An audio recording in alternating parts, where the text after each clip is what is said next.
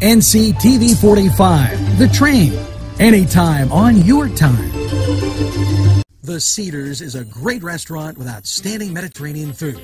The Cedars takeout menu is second to none, featuring pizza, stromboli, hoagies, their famous lamb on the rod, and so much more. So when you're hungry and you want that Newcastle taste, make it Cedars. Now with 2 locations in Newcastle, 827 Addis Street on the east side and 1101 Highland Avenue. Call Cedars East 724-658-9260 or Cedars North 724-652-7657. RNA Screen Printing Newcastle is the place to go for signs, shirts, hats, vinyl lettering, embroidery, magnets, vehicle lettering, banners, window decals, and they can put your design on many items. They have decals for vehicles and signs for all your advertising needs. Great selection of sizes and styles of regular or glitter t-shirts. RNA can iron on a logo while you wait and can do any school logo. RNA Screen Printing, 1217 Moravia Street, Newcastle, open Monday through Friday 9 to 4. Call 724-652-2241.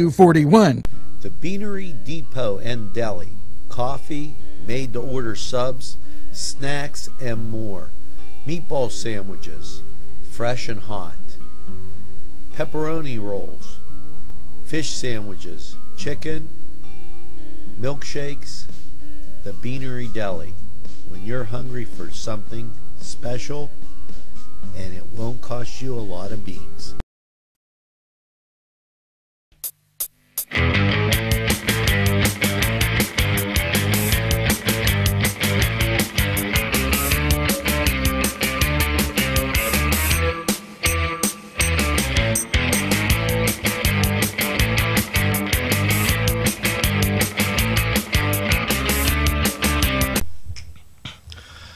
Welcome to the Cedars Sports Corner here on NCTV45, NC Radio 450.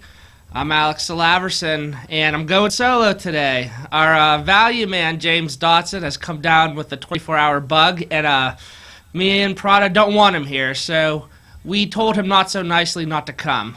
Not really, but we actually do hope he has a speedy recovery. Everybody around you is getting sick, Ben. It must be me. I must have like this aurora of like bad luck or something going on.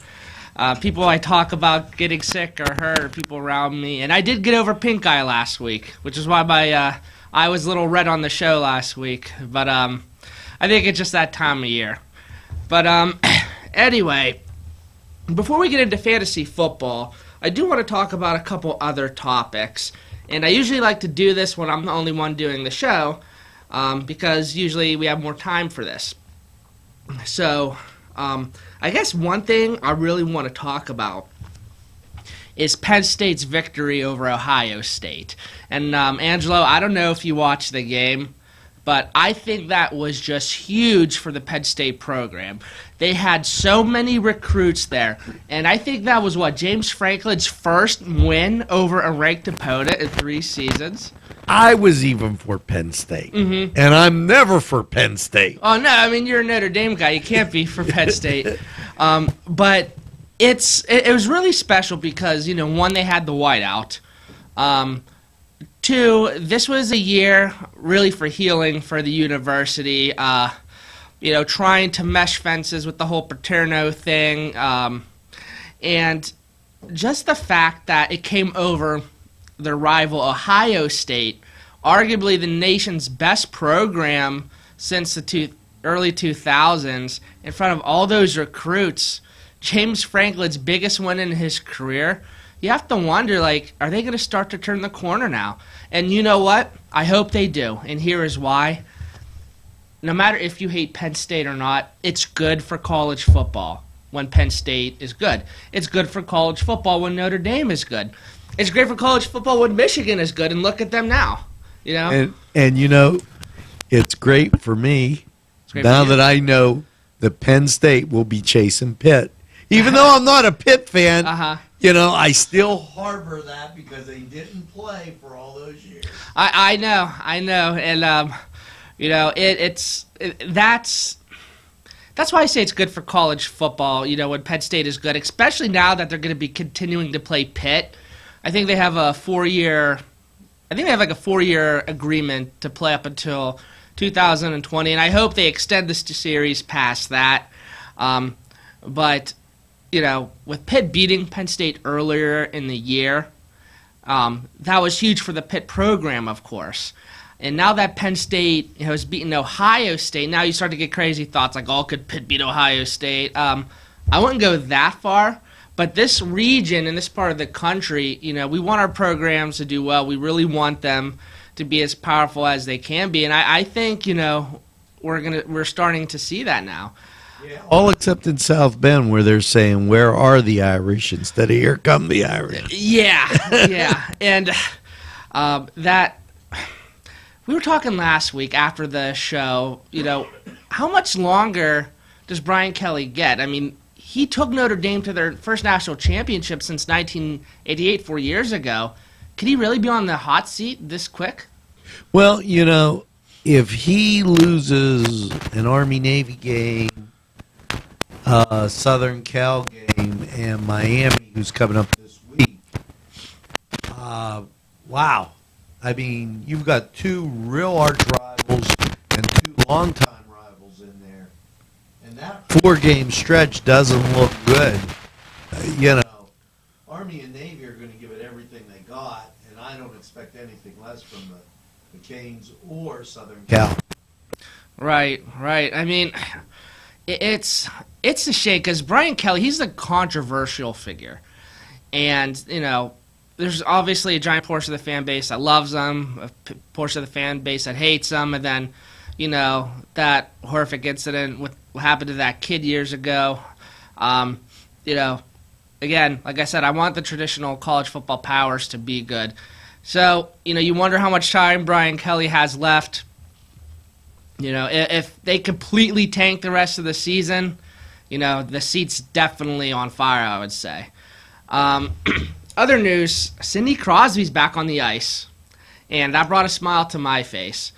I honestly thought this was going to be another type of situation where he would miss like half of the year, like he did in 2010 after he got hit in the Winter Classic. You thought, with their star player, the NHL's, figurehead, their main player, you thought, maybe they would really be precautionary with him. But, I'm no doctor. I'm not even close to a doctor. If they felt like, he's ready to go out there, hey, more power to them, more power to him. But, man, you have to wonder after concussion after concussion after concussion, like how much longer is this going to, how much more can someone like him take? I mean, you have to start thinking life after hockey. Nobody realizes how long he's been there. Mm-hmm. I mean, you start looking at the Pens, and their age is getting up there. Yeah. It's really, really getting up there, and they might be older than the blue uniforms they used to wear. Look, don't even get me started on those. Those are good for the Winter Classic once a year or whenever they play, and that's it. One time a year, I'm fine with them. But, when I think of Penguins, I don't think of baby blue. I think of black and yellow or black and gold. I was even okay with the black and Vegas gold they had for the better part of 10 years. But, man, baby blue, you don't think toughness when you think of baby blue. But another interesting tidbit before we go to break here, multiple media outlets are now reporting the NFL's at an all-time low for ratings, and they are speculating that the Colin Kaepernick national anthem protest has a lot to do with it. This is going to be controversial, but mm-hmm. If it was me, it'd be one of three things. Mm-hmm. The back of his shirt wouldn't have his name; it'd have "I am a." Mm-hmm. Or he would be fired. Mm-hmm. Or he would be relegated. He would be the most expensive, latrine clean man I'd ever see. Right. Gotta be honest, me personally, I don't like it. I don't like the whole kneeling during the anthem. He's on the job.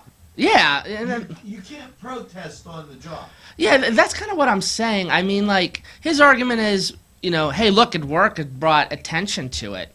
I'm like, well, yeah, but I mean, isn't there other ways you could go about bringing attention to that cause? It's not the cause I don't like. It's the kneeling during the anthem part. That's me. Whatever the cause is, you protest on your time, not on my time. Yeah, and that's basically how I feel.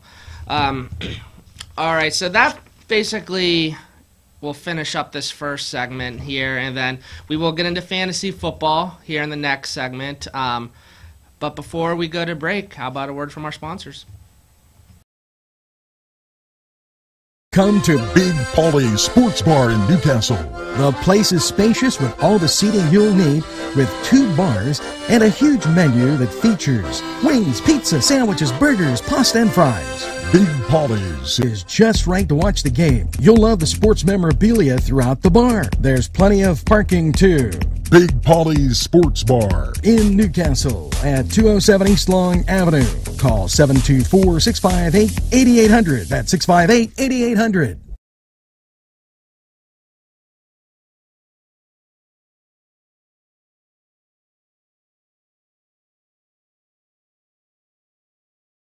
Gentlemen, if you want to look your best with high-quality clothing, then I recommend Main Street Clothiers and Custom Tailors in downtown Newcastle. Mike Caggiano is the owner, and he and his staff have been in the business for decades, and they will always give you the right recommendations. They also carry Rondinelli tuxedos. That's Main Street Clothiers and Custom Tailors, 210 East Washington Street, downtown Newcastle. Call 724-652-3851. Welcome back to the Cedars Sports Corner here on NCTV45, NC Radio 450. All right, I hope you guys enjoyed the first segment. Now, let's get into the Fantasy Football Toolkit segment of our show tonight. Okay, man, this is a very interesting part of the year because now you start to really discern where you want to go with your teams in your leagues. Either you're 1-5 or 5-1, maybe 3-3, whatever. But this is a big enough sample size to determine what you're going to do with your team at this point. And we say this all the time on the show.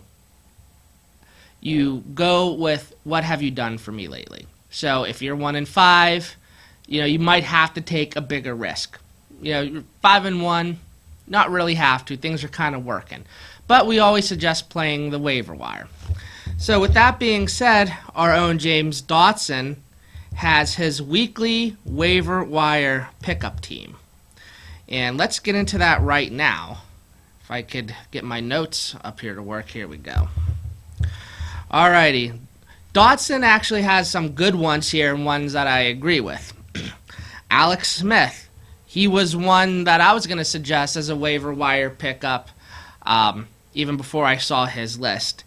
And one thing that's obvious about Alex Smith, he's not an elite fantasy quarterback or an elite regular season quarterback or anything like that. But, if your roster has, if your starting quarterback is injured, Big Ben, or need a replacement for Eli Manning or whatever, and you're playing the week-to-week matchup, you got to like Alex Smith this week. He's going up against the Indianapolis Colts, who have the worst overall defense so far this year. They're allowing 28.6 points per game and 399.7 yards per game. So Alex Smith is someone to look for this week if you need a decent waiver wire pickup for a quarterback. Also, someone else that's caught my eyes, and also Dotson's, Tyler Montgomery, wide receiver for the Green Bay Packers, or running back. I don't know. They're so thin at running back right now. The Packers are, with Lacey going on injured reserve, that they now have a wide receiver taking snaps for running back. He really impressed me last week. He ran the ball 9 times for 60 yards, and he caught 10 passes for 66 yards. So the thing is, it seems like he will continue to hold on to that starting running back position. It's even weird for me to say because he's a wide receiver, but he's going to be playing running back. But he's going to be in that favorable position in the foreseeable future moving forward. So, you want to stick with him. And Dotson, last week before the Thursday night football game on the show, he even called it. So you got to give props to our value man there. Another interesting player that Dotson has, and that is Vernon Davis. He's averaging 9 points per game since Reed went out. And, hey, that's saying something. What have you done for me lately? 9 points is a pretty decent, that's a pretty decent fill-in right there. Pretty steady, pretty consistent. So you need a tight end or a flex, give Vernon Davis consideration. Also, Jack Doyle, 12 points per game last 2 weeks. Oh, and you know what? C.J. Anderson is going to be out for a while. So, if you were looking for Devontae Booker, now you definitely go after him. And man, C.J. Anderson, the last few years he's been rated so high, and he just ends up disappointing fantasy owners. And he disappointed me when I drafted him high last year. And, unfortunately things happen, and look, he's injured. So, man, he just seems like someone that you can always count on to disappoint you. He has Mike Nugent as his kicker, and for his defense, he has the Dallas Cowboys and the Philadelphia Eagles. Man, their defense did look terrible last week.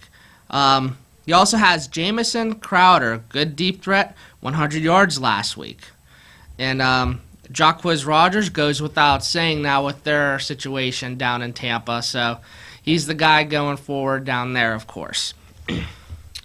An interesting person I have too is Quincy and Ununwa, and try saying that 5 times fast, Angelo. I know how to pronounce his name. I still can't. I can't pronounce any names. I'm like, you don't want me doing that. Yeah, and I know how to pronounce. It's like one of those things. Like, how scissors is supposed to sound, or how you're supposed to say it, but it just doesn't come out the mouth. I know people who say skizzers. They just can't say it. I was just watching what I had. I like the Steelers not to lose this week. You like the Steelers not to lose? Well, you know what? If there's a week they're not going to lose, it's definitely this one. And, man, what did you think of that Steeler game? They're for real. You know what? I thought they were going to get blown out like 50-10. And that's because the Patriots always give them mismatch problems. Man, the Steelers have only beaten the Patriots a handful of times since 2000. It's just always just a big problem with them. It's defensively they don't match up well. And you know what? Mike Tomlin now has been getting a lot of heat. And he actually has a losing record against losing teams in his tenure with Pittsburgh. I don't have the exact record written down, but if you go on sportsline.com, one of their main articles is talking about it. And so for a coach to have a losing records against teams that are below 500, but winning records against teams that are above 500, what is the reason? What is the cause of that? Like, how do you explain that? Lack of concentration or the green pierogi. Lack of concentration or the green pierogi. Well, you heard it here first. The green pierogi. I won't argue with you. But it has. You know what? I think that's probably spot on. He can get his players up for the big game. But when you're going up against the lowly Browns or whatever, I mean, that's gonna be stuck in my head all week now. The green pierogi. The green pierogi. The green pierogi. Oh my gosh. But Ben can't come back soon enough, huh? And when you think the Steelers, think about it this way. As soon as Ben gets back and they maintain some health, they can be a force come playoff time. Well, my whole thing is the teams that really do well in the playoffs, the last better part of 10 years, it seems like it's the team that's the hottest going into the playoffs. And we'll talk more about the Steelers in the next segment. But again, if you want to score big, then get over to Shenango Auto Mall. George Fiacco, General Sales Manager, and his experienced staff will be glad to talk to you about all the amazing used car deals from their huge inventory. Lifetime powertrain warranties, extended warranties, and guaranteed credit approval. They have a body shop and full detail shop. It's not your normal used car lot. They also buy cars, trucks, and SUVs. Shenango Auto Mall is located at 2515 Elwood Road in Shenango Township. Call 724-698-7304. The Branding Iron Bar and Grill, a great place to gather. Some examples from the menu: 45-cent jumbo wings with 30 different kinds of sauce, meatball sub and fries, $5.50, hot cheese balls and burgers, and delicious large sandwiches. Stop in during happy hour, 4:30 to 7:30. You can dine in or take out. The Branding Iron Bar and Grill is located at 2221 Ben Franklin Highway, Edinburgh. Call 724-658-1210. Welcome back to the Cedars Sports Corner here on NCTV45, NC Radio 450. Wanted to mention real quick, I kind of went off topic there when we were trying to pronounce Quincy and his name. We're not going to get it right. I just don't have the tongue to say it right. But anyway, you want to start him because he's facing a Browns defense that is both banged up and bad. They're 26 overall in pass defense, and some people might be like, well, what about Joe Hayden? What if he comes back? My whole thing is he may be covering Brandon Marshall for that game, for the majority of that game. So I really like, we'll call him Quincy E. I really like Quincy E this week. Well, understand that, the Browns, they're watching the Super Bowl like everybody else. Yeah. Yeah. Speaking of Cleveland and Cleveland teams, just talk about, how unbalanced it is now with the Cavs being NBA champions and the Tribe, the Cleveland Indians, looking like they might win the World Series. Talk about Cleveland really coming into luck finally after how many years without a championship in such a short amount of time. And then there's the Browns, the lowly Browns, the dysfunctional organization Cleveland Browns.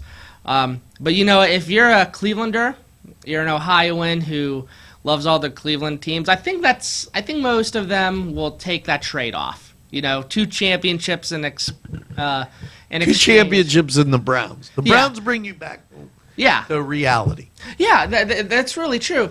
Listen, remember in 2008 when the the Pittsburgh was known as the City of Champions.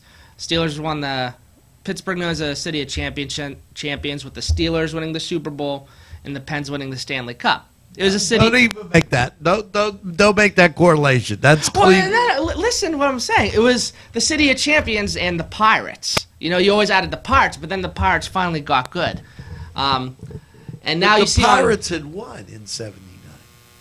Well, yeah, I'm just talking about. Well, no, in 2008 they were also called the City of Champions. Yeah, in '79 the Steelers won the Super Bowl and the Pirates won the World Series. Keep in mind that it's been 1948 the last time the Indians were around. 52 plus 60, 68 years. Hey, good for them. Honestly, I kind of want the Cubs to win the World Series. And go get a goat. Well, I feel bad for that Steve Bartman guy. Remember him? They should have him throw out the first pitch at their home opening game. I'll buy them tickets for center field. Yeah, well, honestly, I think he's still in witness protection. Just yeah. That's a good one. Yeah, probably had face surgery and and I think that was ridiculous. I mean, how many people were going for that ball? You know what I mean? The poor guy is obviously, I would like to think, not a Cubs fan anymore. I think the Marlins, that same playoff series, offered him a house and season tickets down in Miami. Yeah. I'd be like, good, forget the Indians, or forget the Cubbies. So, but a lot of people placing bets and a lot of diehard Cleveland fans were not happy. So, still aren't happy, I'm sure. But a lot of people wanted Charlie Sheen to be the one to throw the first pitch. Euchre. That's a little outside Major League. Oh, yeah. You know what? I never saw that movie. I'm the one person who never saw that movie. Never saw it. Well, no, because when I was little, I did not want to watch a movie based on Cleveland sports. I was that passionately pro-Pittsburgh, anti-Cleveland that I didn't want to watch anything. But it was funny. To me, Cleveland being successful was not funny. It was terrifying. It was disturbing. It was just not right. Maybe I should go watch it. Although I don't know if I'm really a big Charlie Sheen fan in general. But that's a conversation for another day. But with all seriousness, though, you do have to feel happy, I think, for the city of Cleveland. Now that I'm older and not really anti-Cleveland like I used to be, I am happy for that city. That was a city that was championship starved. I think the second closest city that's championship starved is Minnesota. Yeah, they never win. 4 Super Bowl appearances, 0 titles. Twins and the Timberwolves and was the Minnesota Wild. I don't know. Do they have any championships? I don't think. No. None. Wow. After that, I think is what? San Diego. Yeah. Well, they don't need a championship. I think that people living in San Diego are happy enough living with 72-degree weather every day. It. Yeah, they don't need that. And there's a reason like why Miami teams don't have a great fan base. You go to the NBA Finals, there's people still coming in, at halftime. They don't really care. It's because they're in Miami. They're in great weather. Those fans are more concerned with concerts, celebrities, beaches. So I guess being brought up, in a more blue-collar cities that really love their sports, you really appreciate it even more. I mean, think of West Virginia. They have nothing. Really, there's casinos in West Virginia, and that's it. But as much as I hate the West Virginia Mountaineers, and I hate them with the undying passion, they have a great fan base, and it makes me mad. But, They do. I just can't figure out why they're playing in the Big 12. Well, no, they got... Honestly, this all started, the whole conference realignment thing started with Pitt and Syracuse quietly negotiating their way into the ACC. Then all of a sudden, one Saturday afternoon, boom, they got offered to join the ACC. And it was all over ESPN. And once you get offered, or once you apply to the ACC, I should say, you don't apply to a conference unless you know you're going to get into it. And that started everything. The Big East was beginning to crumble. Pitt, and you got to give kudos to Steve Peterson, who I'm not a fan of. He tried to save Pitt, and I think he did, honestly, from a conference standpoint anyway. And they got into the ACC. Syracuse got into the ACC. More teams started going more schools started going into different conferences. West Virginia wanted to get into the SEC.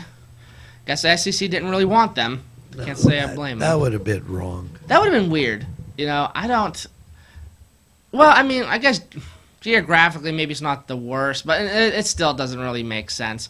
I don't even think them in the Big 12 makes sense. West Virginia in the Big 12. It doesn't. No, it doesn't. But anyway, they got into a conference, and, they saved themselves, and now West Virginia's good this year. They're really good this year. And Dana Holgerson, that coach, it's like they're either going to the Orange Bowl with 11 wins, or they're going 5-7 or 6-6 and just barely making the scrapbook toilet paper bowl or whatever it is. There's no in between. It's either 11 wins or 6 wins. So, like James Franklin, or not like James Franklin, like with what Dana Holgerson has done this year, maybe he saved his job. He was on the hot seat for a while, and I do think he saved his job. I don't think he's going to be going anywhere. And, 4 years as a coach in college football is like 20 years in real life. And, this is true. Oh, yeah, it's very true. And he's been there for 6 years. So, I think he's there for the long haul now. But I think that's basically it. I think we covered everything, and I just want to thank all of you for tuning in to the Cedars Sports Corner and joining us for the 3SN Fantasy Toolkit. I hope you all have a wonderful evening. And now for our sponsors. This program furnished by Sporting Goods, 23 East Washington Street, Newcastle. Call 724-658-2535. Funding for this program provided by Washington Center Physical Therapy, Norm A. Gabriel, MSPT, ATC owner.